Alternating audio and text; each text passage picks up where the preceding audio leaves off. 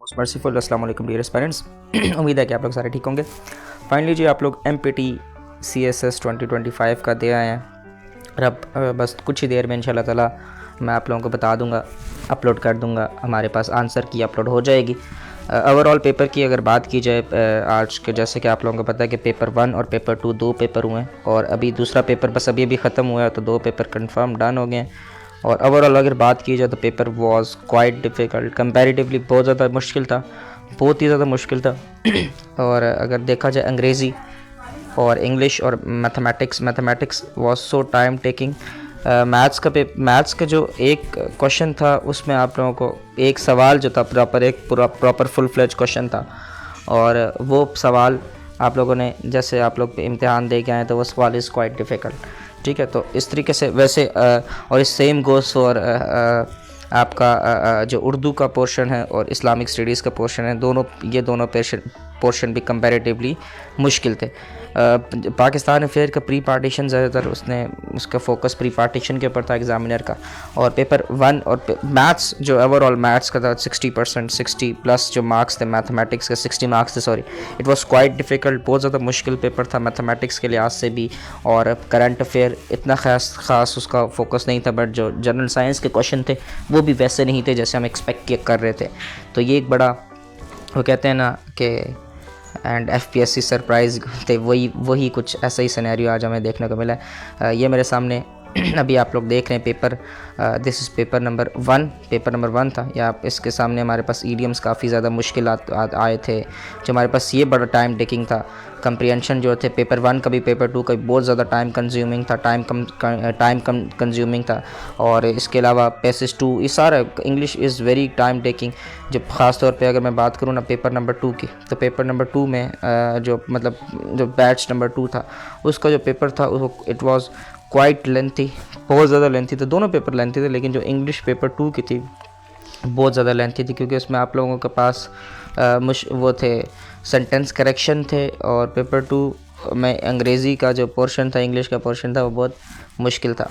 इसके अलावा overall Pakistan affair थोड़ी सी आसान थी। इसके अलावा ये हमारे पास अगर बात, ये पेपर मेरे पास पेपर आई बिलीव 1 है, और इसमें भी थोड़ा बहुत उसका टच जो था करंट अफेयर में, वो डेट्स वगैरह के ऊपर ज़्यादा उसका फोकस था।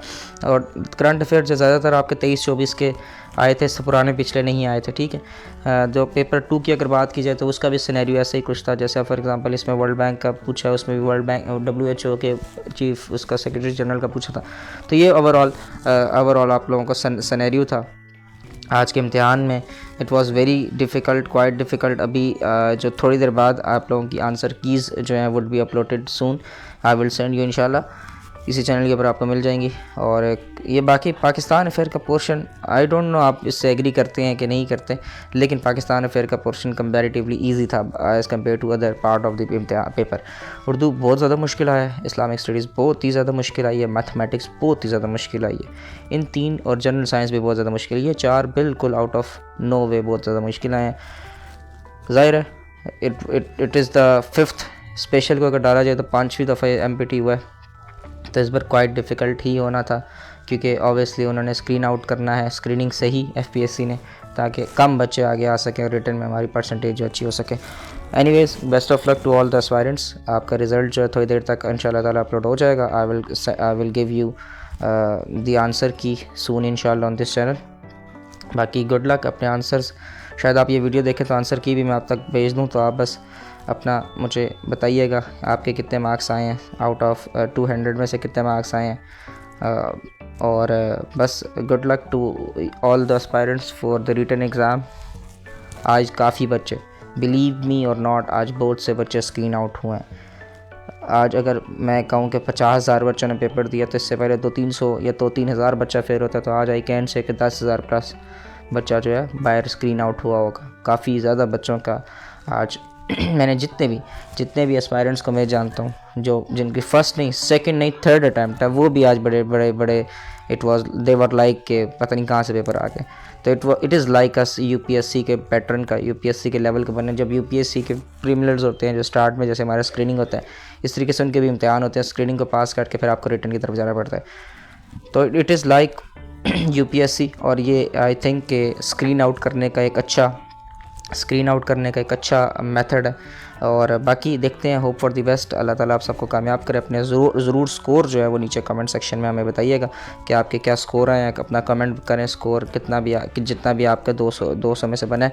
और आप ये भी बताइएगा कि आपको सबसे मुश्किल पार्ट कौन सा लगा। अगर मैं कहूँ तो मैथमेटिक्स इज़ क्वाइट डिफ़िकल्ट, सबसे ज़्यादा मुश्किल मैथमेटिक्स था, दैन उर्दू, दैन इस्लामियात और इस तरीके से। तो एनीवेज़ अपने कमेंट करके मुझे अपने स्कोर लाजमी शेयर कीजिएगा। अपना ख्याल रखिएगा। आंसर की मैं आपके साथ शेयर कर देता हूँ। अपना ख्याल रखिएगा। Thank you so much for watching. Pakistan जिंदाबाद।